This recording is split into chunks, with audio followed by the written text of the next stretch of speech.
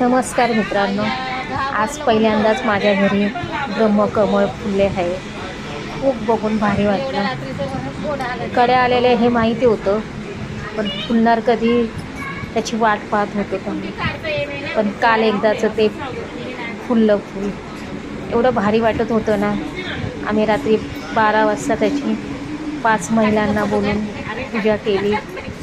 हळद कुंकू आरती, शंकराची आरती बोललो. पहिली गणपतीची आरती बोललो, नंतर शंकराची आरती बोललो. आणि आम्ही घरातल्या सगळ्यांनी त्याची हळदी कुंकू वाहून, अक्षता वाहून पूजा केली. ते कमळ मी फक्त व्हिडिओमध्येच बघत होती की फुलतं. त्याचं पान लावलेलं मी विकत आणून, आणि त्याची 5 वर्ष मी वाट बघत होती की माझ्या झाडाला कधी फुलेल, माझ्या ब्रह्मकमळाला कधी फुलेल. पण अक्षरशः तो दिवस उजडला आणि काल ब्रह्मकमळाचं फूल फुललं. बघून एवढं खूप भारी वाटत होतं ना, काय सांगू तुम्हाला. असं वाटलं माझ्या सगळ्या इच्छा पूर्ण झाल्या ते कमळ बघून. आम्ही सगळ्यांनी औक्षण करून आरती वगैरे बोललो. समय आमच्या घरातल्या सगळ्या मेंबरने आरती केली होती. बाजूच्यांना पण बोलवलेलं. एवढ्या रात्री 12 वाजता आमच्या बाजूच्या काकी आणि एक बाजूला आमच्या राहिलेले त्यांना बोलवलेले. ते दोघं नवरा बायको आलेले. त्या दोघं नवरा बायकोने सुद्धा आरती केली. घरातल्यांनी सगळ्यांनी आरती केली.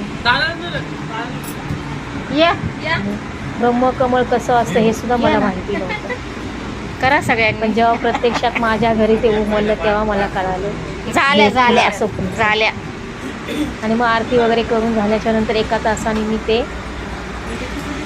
मंदिरामध्ये ठेवलं. पूजा वगैरे केली. आणि मग दुसऱ्या दिवशी सकाळी म्हणजे आज सकाळी मी देवपूजा वगैरे झाल्याच्या नंतर मेन डोअरला लावले. त्याच्याने म्हणतात नकारात्मक ऊर्जा घरात येत नाही. 5 बायका लागतातच ना पूजा करायला. ते चांगलं असतं. पण घरातलं वातावरण चांगलं असल्याच्या नंतरच ते फूल फुलतं असं पण मी ऐकलं होतं. ओ रावसाहेब या. कदाचित तसं पण असू शकेल. हळदी कुंकू टाका ना. पण खूप दिवस मी याची वाट बघत होते. कुंकू टाका. तो क्षण माझ्या आयुष्यात काल आला आणि मी ते काल आजमावलं की ते फुल फुललंय. खूप म्हणजे खूप मनाला एवढं समाधान वाटलं ना. आम्ही सगळ्यांनी, माझ्या मिस्टरांनी सुद्धा औक्षण केलं. तसंच आरती करा अशी. अजून 2 कला